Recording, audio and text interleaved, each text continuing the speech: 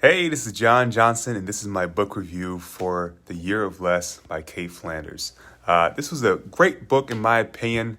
Author did a very good job on a lot of different things. Just to be able to review the book very briefly, it's a lady who started off with a government job, started with a blog in her early 20s, and then she was able to transition from that to working for a company that was a startup while still blogging on the side, in an editorial position, being able to travel a little bit.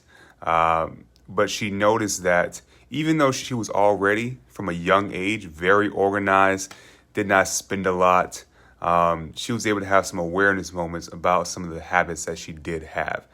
For example, drinking at least a few nights a week, and blacking out many times as well, drinking in excess. She had sold herself when she was younger that, she wasn't a shopper because she always wore clothes that didn't cost that much, things of that nature. But when it came down to it, she had credit cards and she was not monitoring the credit cards, and she ended up racking up $30,000 in credit card debt.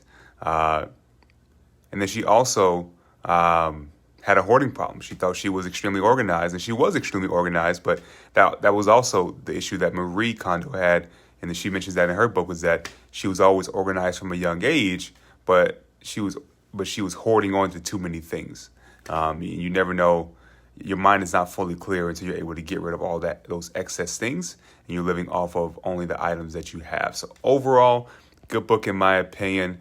Fan of the author. She kept the book short and brief. I love short books, so I appreciated that. I love the aspect of her adding in her family and her family dynamics and kind of like a history of herself, because a book like this can become very, do X, Y, and Z type of book, and she kept it more story format, and the story format kept it easily readable and easily for me to be able to stay engaged in the process. A couple points I got from the book. Hey, if you're having some issues when it comes to rent being high, not being able to save, etc., if you're able to move in with your parents, save yourself $1,500 a month, $2,000 a month, however much your rent is a month. I know it's going to suck, but if that means that you can do that for a couple of years, be able to prepare yourself either to be able to buy a home or buy some land or just be able to just save in general, that can be a great thing for you.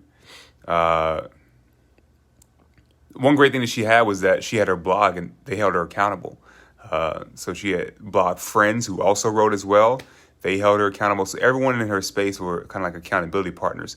And the people that, she used to drink with or other people that she used to do other bad habits with, they kind of wed themselves out of her life when she started making these certain changes. So just understand that, if you start doing things of this nature, you will lose many friends, unfortunately, but friends are for a season, in my opinion.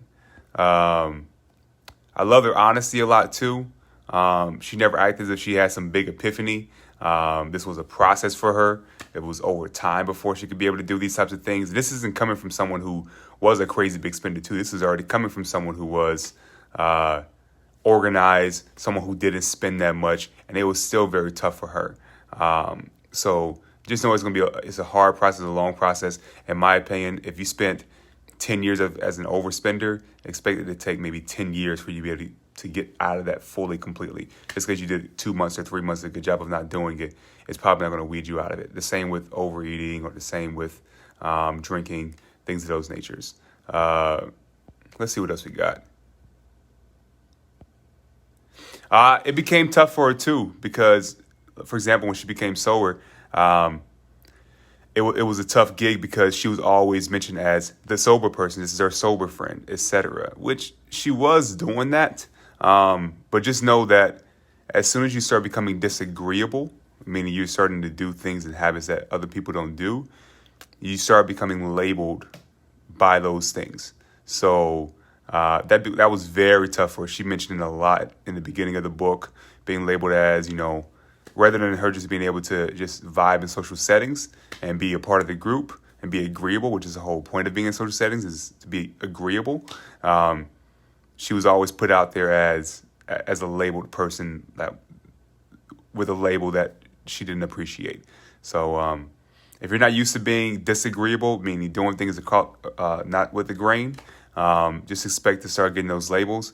I've done it my entire life, so I'm used to having, certain labels. The person that, only eats one time a day, or the person that reads X amount of books, et cetera, which I see it as a good thing. But if you're not used to being disagreeable, just know that those things can come to you. But overall, good book.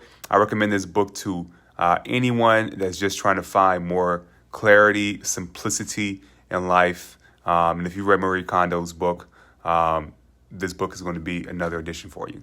Have a great day.